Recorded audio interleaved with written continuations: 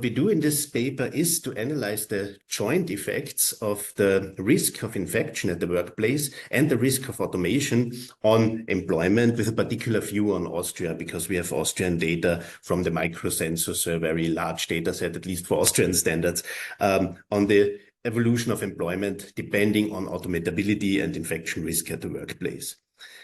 Now, the motivation for this paper is, I think, best presented in the next two pictures, where the first one is a car factory from 100 years ago. So it's actually a Ford factory. And we see that here production happens as we model it in economics, right? So we have human workers on the one hand, and they are along an assembly line, so the standard physical capital. And this very much resembles what we have in the Cobb-Douglas production function. So we have the two types of production factors, and there is complementarity in the inputs. So you need workers here to produce output. Without any humans, you cannot produce any output. And the second thing to note is that perhaps this is kind of the nightmare for virologists in a pandemic. You see a very crowded production hall, so many people in this production hall, no ventilation and so on. So it's very likely that one of these people would pass on a virus if they are infected to others. And so in a pandemic, there could be quite a lot of spread on the workplace in such a situation. Now, if we fast forward 100 years and Google modern car factory, then the picture that we would get looks very likely somehow like this one here, where we don't see any human workers. We see instead industrial robots that substitute for the workers. And we see basically two types of physical capital producing output on their own. So the first type is still this assembly line, and the second type are the industrial robots that substitute for the human workers. So for the first time in history, basically, it's really possible to produce output just with physical capital alone and without any human labor input. And the second thing is that since you don't see any workers here, infection risk in such a production facility would be comparatively low. And what we want to analyze now is kind of whether this exogenous increase in infection risk at the workplace that we've seen in the pandemic led to an automation push. And as I will argue later on, this has been denied mostly in the press, where they said, well, we don't see this increase in the number of industrial robots that you would need to see in this case. But actually what we argue is that perhaps looking only on industrial robots is a too narrow view, because there are many different forms of automation technologies. So the first one indeed is industrial robots, but that is very well or very suitable for the automation of mass production. But there are many other types of automation, for example, 3D printers, which are good at automating customized production. So for example, in the hearing aid industry, 3D printers are now standard, where previously you had a lot of workers and it was very labor intensive to kind of model the hearing aid and then model it in a way that it fits to the patient. And nowadays it's done that you scan the ear and send the scan to a 3D printer that prints the hearing aid. So 3D printers are another form of automation that is not captured by data on industrial robots. Another one is service automation, for example, self-checkout desks in supermarkets, although that's not really automation, it's more a shift of work away from the supermarket towards the customer, but nevertheless, it has an impact on employment. Right? And in the last couple of months, 1.5 years now, almost, we have all seen the potential of machine learning and AI in automation. So with ChatGPT and so on, but even before they emerged, writing reports, news flashes and ads and so on was done by such algorithms. Diagnosing diseases has been shown to be doable by such devices quite efficiently. And even doing science, so in material science and in drug development, artificial intelligence is now employed on a large scale and apparently, according to reports, makes the product or increases the productivity quite a lot in this area. So there are different forms of automation that we need to take into account when we think about this exogenous impact of the pandemic. Now, as far as the literature so far is concerned, there have been many papers analyzing the consequences of automation. So we have the consequences on productivity, where typically the papers show, so the most prominent ones are from Gretz and Michael, Sacemoglu and Restrepo, and Demure and Olson, they show that productivity increases if you use automation technologies and AI. With respect to employment, the picture is more differentiated. So Acemoglu and Restrepo for the US show that they reduce employment, but Dowd and co-authors use the same method as Acemoglu and Restrepo, but for Germany, and they don't find any effect. They find a shift away from manufacturing towards services, but at the aggregate level, they do not find an effect. So the loss of labor in the manufacturing sector is compensated by increases in employment in the service sector. And Mann and Büttmann use a very innovative way of showing that actually it could even be that there are increases in employment due to automation. So with respect to employment, the jury is still out. On inequality, most of the papers show an effect that inequality is increased because, at least up to now, it's easier to automate the labor that is done by low-skilled workers who have lower wages to start with, and therefore the wage distribution kind of so there is more dispersion in the wage distribution basically due to that. And the labor share has also been shown to be decreasing in automation, which was also kind of unanimous. Then Anna, you have contributed a lot to the effects of automation on fertility, and that's quite another consequence of automation that could emerge. And of course, through all these pathways, automation can have an effect on well-being. So on the one hand, you can produce more, consume more, that may increase well-being. On the other hand, you may be afraid of losing your job, or you may have lower wages and so on, and that may decrease your well-being. So here the jury is also still out. But there have been many, many contributions in the last couple of years on the consequences of automation. On the causes of automation, where we want to contribute with our paper, there is not that much going on. I mean, of course, it has been shown that technological change is a major driving force. So without the possibility to automate a certain task, so without the technological possibility, you cannot automate it. But this is only a necessary condition and not a sufficient condition, as others show, because a firm would not invest in expensive robots, for example, if it has cheap labor available. So you need kind of as another condition that it must pay off for firms to invest in automation technologies. And that's typically the case if there are high wages, for example, or if the labor market is tight. That has been shown in the literature that these two aspects play quite a strong role. And demographic change also, of course. So if the fertility rate is low, then the workforce growth is low, and you have fewer workers and therefore more incentives to invest in automation, and that also has been shown to play a role. What we want to contribute now is to analyze whether there is also a role to play for the pandemic and for viral transmission risk in this context. But before I go into the details here, there is a world map that illustrates actually all of the 4 points made on the previous slide, and that shows that density of robots, the robot density in the manufacturing sectors of all the countries in the world, basically, where we have the darker countries in terms of the blue color here, are the countries where robot density is higher, so where there are more robots, industrial robots per manufacturing worker. And the countries with the lighter blue color here, there are fewer robots. And then the white countries, there are no data, but that's basically synonymous with having almost no robots available.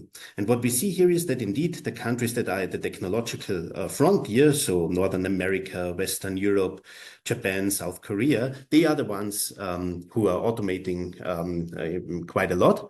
But within these countries, there are also differences. For example, you see this with the UK having a comparatively low automation density, and Japan and South Korea having a very high automation density. And the difference between these countries is not the technological level or the income level, but the demographics, right? The UK had a lot of immigration, and France had a comparatively high fertility rate, while Japan, South Korea, Germany, and Italy have very low fertility rates, and particularly Japan and South Korea have also very low immigration. So these aspects kind of can be visible in this graph, and we want to ask ourselves now whether there could be a role for a transmissible disease in this whole context. And the intuition behind this is that robots cannot be infected by at least biological viruses, right? So they can also not transmit the diseases. They do not go on sick leave, so there is no productivity loss, and they also do not suffer from long-term productivity effects, such as the long COVID syndrome. And all these reasons should actually imply that if a pandemic occurs exogenously, then this should raise the incentives to automate. And how we want to analyze this is now first to build a simple theory of the decision of firms to employ robots versus workers in the face of a pandemic. Then a pandemic occurs, and we want to look at the effects that this has on the decision of firms to automate. And then we test the three predictions of the theory with the Austrian employment data, where we have data before and after the COVID-19 pandemic on employment. And I will show data that we can differentiate this employment data between workers that are easier to automate and more difficult to automate, and workers that have a higher viral transmission risk at the workplace and a lower viral transmission risk at the workplace. Now, of course, if there are any questions, just feel free to interrupt me. Otherwise, I would now go into describing this theoretical model, and I will just keep very intuitive by doing so. But the next few slides will basically set out this model.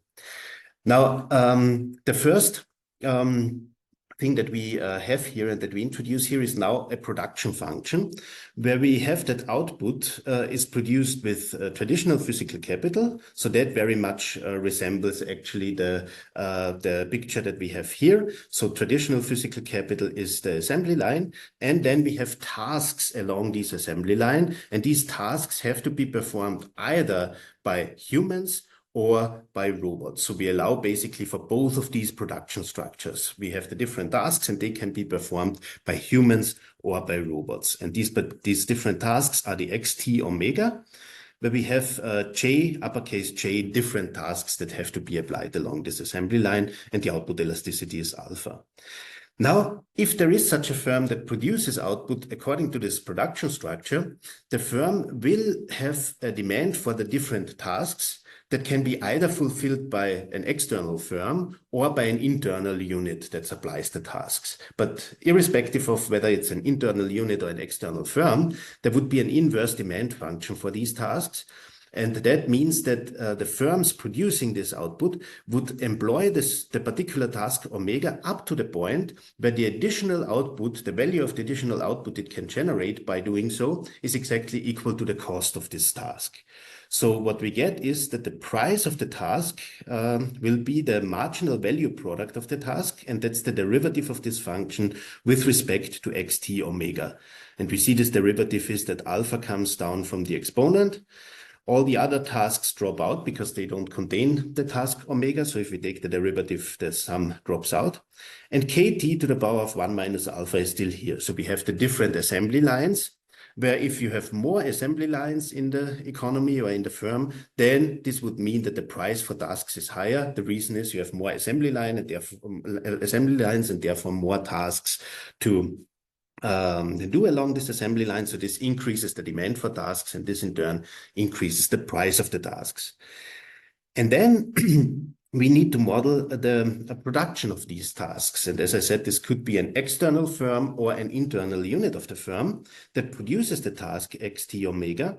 And now we assume that the task can either be produced by human workers, that's LT omega, and humans have a productivity of ATL omega, and this depends on the infection risk at the workplace. If infection risk is higher, the productivity of humans would be lower because they go on sick leave or they suffer from long-term decreases in their productivity, or simply for the fact that if there are many humans in this production process, then a shutdown, a lockdown would lead to kind of a closing of the firm. But then we also have a second way of production, and that is if the robots or automation capital takes over the tasks. Automation capital is denoted by PT omega for programmable labor, if you will.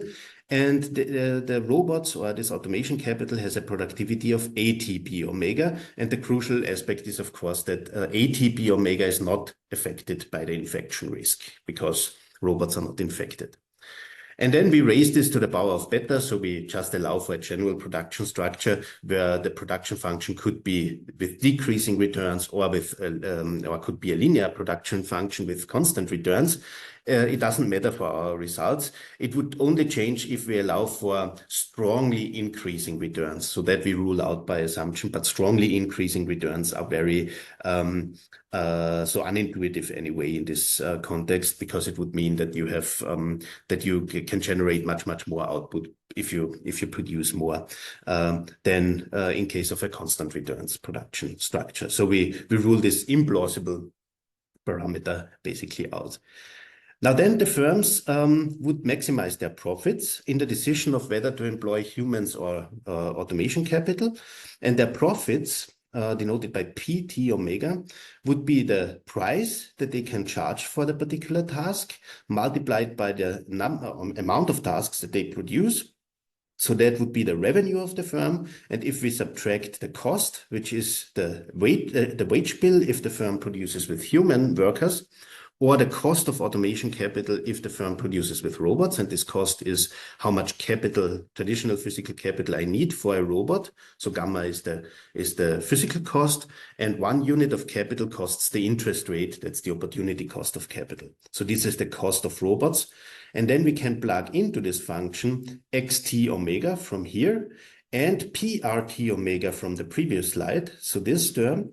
And we get this expression that we have here, which is the profit function now. And what we see is that this is a strictly concave function. The reason is that this exponent here is definitely smaller than 1, because alpha is between 0 and 1 and beta is between 0 and 1. And even if beta is equal to 1, it would still be less than 1 here.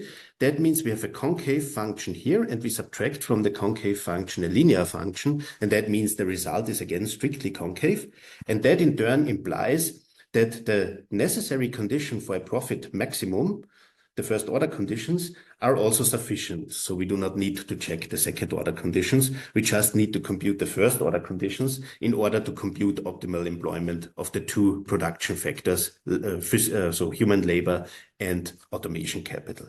And that's exactly what we do on the next slide. So we do profit maximization, set the derivative equal to 0. The maximum is where the slope of the function is 0, because afterwards it goes down. And the resulting equations we can use to compute optimal employment of the firm of human labor and optimal employment of robots.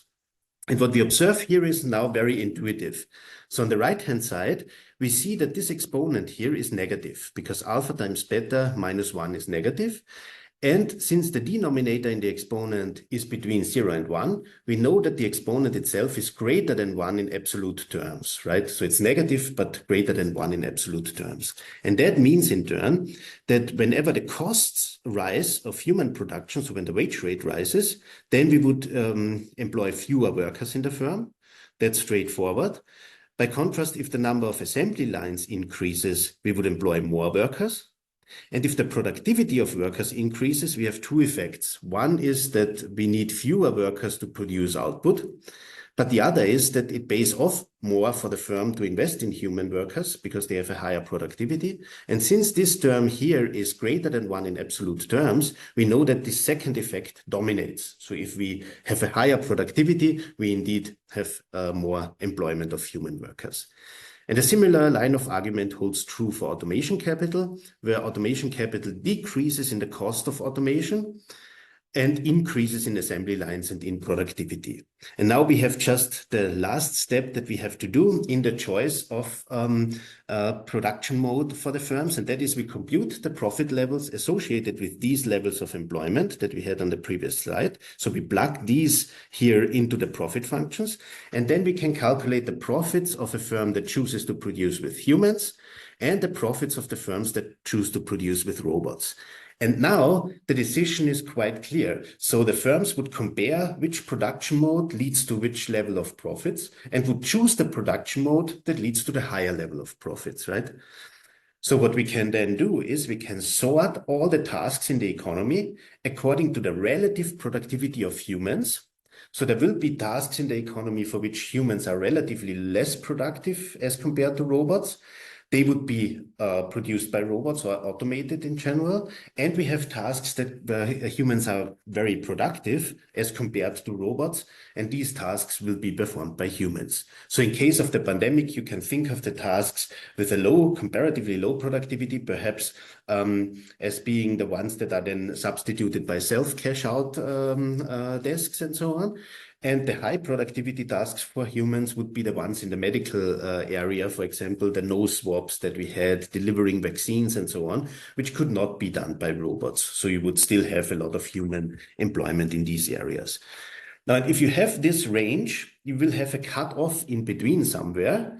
If you have this kind of sorting of all the tasks, and you have some tasks for which humans are more productive and some tasks for which robots are more productive, then there will be one task in between where the firm would be indifferent. So the two profit functions would yield the same profit. And that's the cutoff productivity task, or the cutoff productivity level. And we get this by just setting these two expressions equal to each other. And we see already that a lot drops out. So this term drops out, the alpha squared times beta drops out. We can get rid of the exponent and so on. And we have a very intuitive cutoff productivity condition that divides the two set of tasks. So what we have here is on the left-hand side, we have the relative productivity of humans versus automation capital. And on the right-hand side, we have the relative cost of the two production modes. So the wage rate in the numerator and the costs of robots in the denominator. And what we then get is that so the right-hand side is independent of the tasks. The wage rate is set at the economy-wide level, the interest rate is set at the economy-wide level, and gamma is a technology parameter. But the left-hand side depends on the tasks. So there will be tasks for which this ratio is quite low. These tasks will be automated, and the ratio for which these tasks are high, so higher than the cost ratio, they will be performed by humans. And that can be also shown graphically. So we have here all the tasks sorted according to the relative productivity of humans.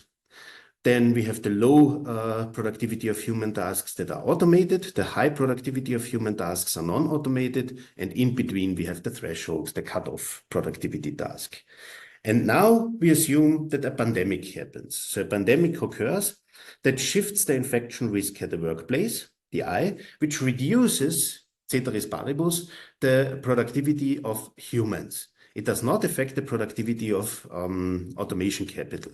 So what happens in this case is that the cut-off productivity level shifts to the right, and we have a smaller share of the tasks that are non-automated afterwards, and a larger share that are automated. So the pandemic would give a shift towards automation, but the important point here is that only those tasks that have been previously comparatively easy to automate, but it was not yet profitable to automate them for firms, these tasks and the occupations that are intensive in these tasks will be automated afterwards.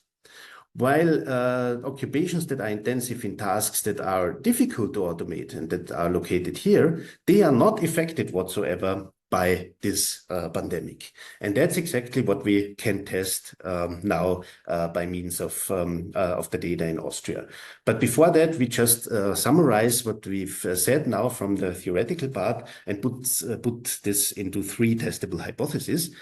The first one is that automation risk reduces employment. That's just the standard result that holds irrespective of the infection risk at the workplace.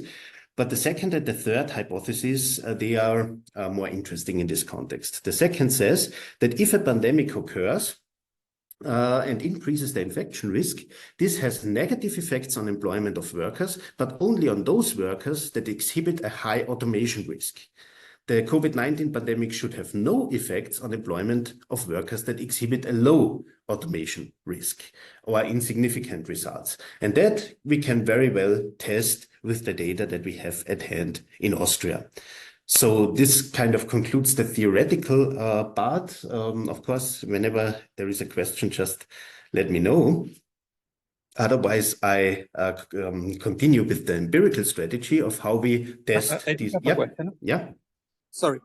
And I was a little bit late, so perhaps I missed it.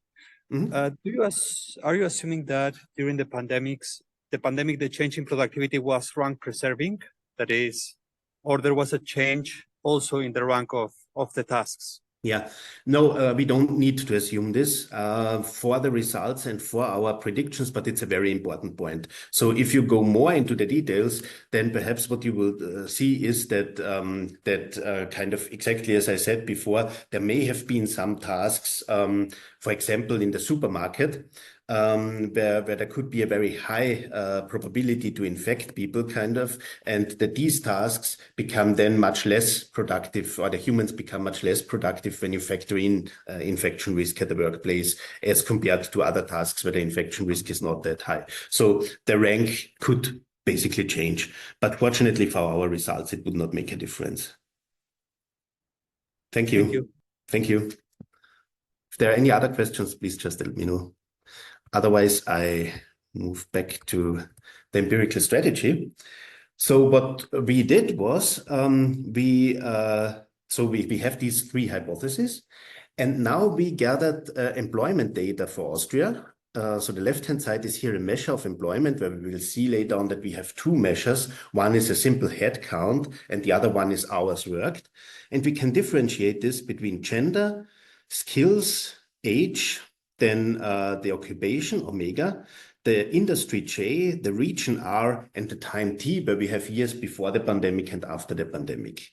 And then we regress this measure, either the head count or the hours worked, on the viral transmission risk of the corresponding occupation omega, then on a dummy variable whether we have a COVID-19 year or not, then on the routine task intensity of an occupation omega, which measures automatability, and then crucially the interaction term between the viral transmission risk and the COVID-19 pandemic, because that's kind of what changes in our sample.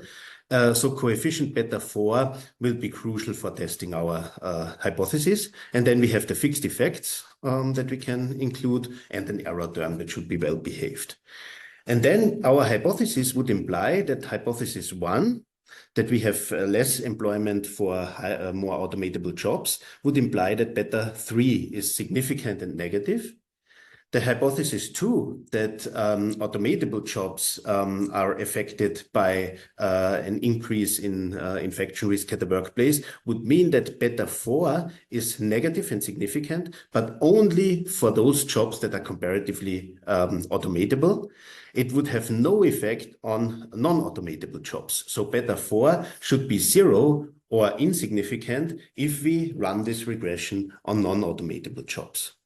And that's basically how we try to test these three hypotheses. And we use the data, as I said, of the Austrian microcensus from 2015 to 2021. So we have years before the pandemic and 2 years of the pandemic, basically. As I said, on employment, on hours worked, and on the fixed effects. And we construct the viral transmission risk based on a paper by Chernoff and Worman, who constructed such a viral transmission risk for the US. But we also augment this by a few components, and we particularly we do a crosswalk to the Austrian employment data from the US employment data. And we do a similar adjustment for the routine task intensity, which is based on Outdoor and co-authors from 2003. And then what we have here is the main results in terms of the empirical results. But we have two blocks of results. The first block is on employment, so where we use the left-hand side only the head count of the number of workers, and on the other is the work volume, where we really have hours worked. Now, if we look at the first one on employment, on the head count, what we observe is indeed exactly in line with the three hypotheses that we had. So the routine task intensity has a negative association with employment for the automatable occupations. And particularly the interaction term between viral transmission risk and the COVID-19 pandemic has a negative sign.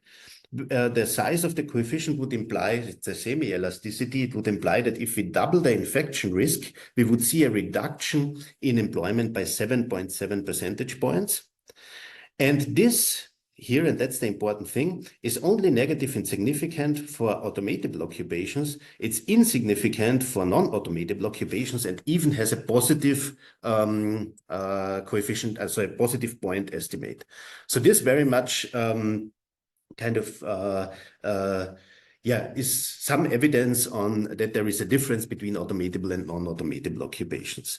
However, we can use an Austrian policy that we had to make this result strong. And this Austrian policy was that during the pandemic, we had a particularly generous furlough scheme for workers, so that firms could, if they needed to reduce production, they did not need to kick out workers. Instead, they kept the workers as employed, but with 0 hours worked, and the wage would still be paid by the Austrian unemployment insurance, or most of the wage would still be paid. So that would mean that workers were counted as employed, but worked for 0 hours. So they would show up in the work volume, but not in unemployment, right? So that would mean that if we use the work volume as a left-hand side variable, the results should be much stronger. And that's exactly what we see here. So the results for this interaction term between viral transmission risk and the COVID-19 pandemic, that doubles in size, becomes significant at the 1% level. And still we see for non-automatable occupations, there is no effect whatsoever, right? So this is still insignificant, and in addition, the point estimate is even positive. So we would interpret this as supportive evidence of our 3 hypotheses.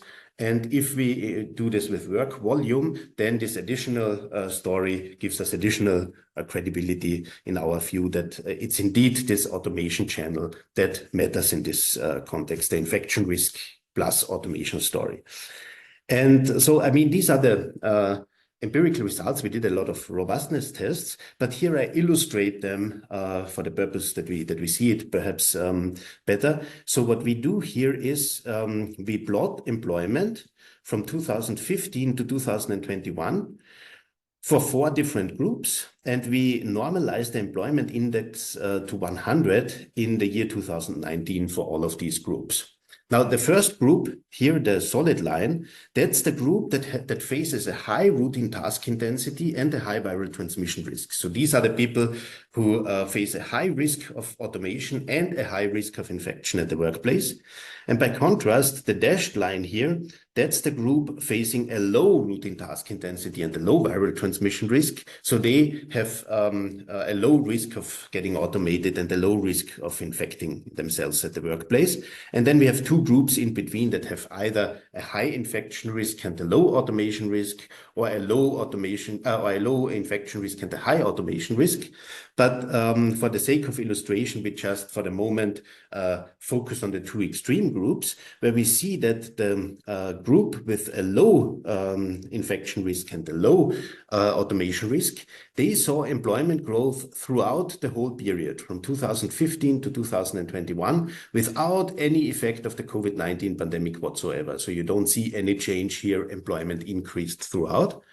And by contrast, when we focus on the group with a high routine task intensity and high viral transmission risk, we see employment has been growing up to 2019, even more so than employment of the other group.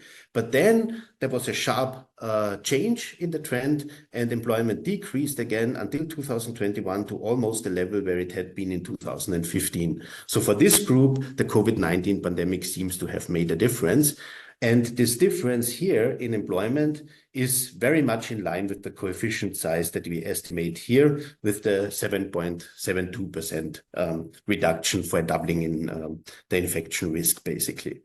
So, as I said, we did robustness checks, trimming the data, using different ways of clustering things stayed from the significance as they were here.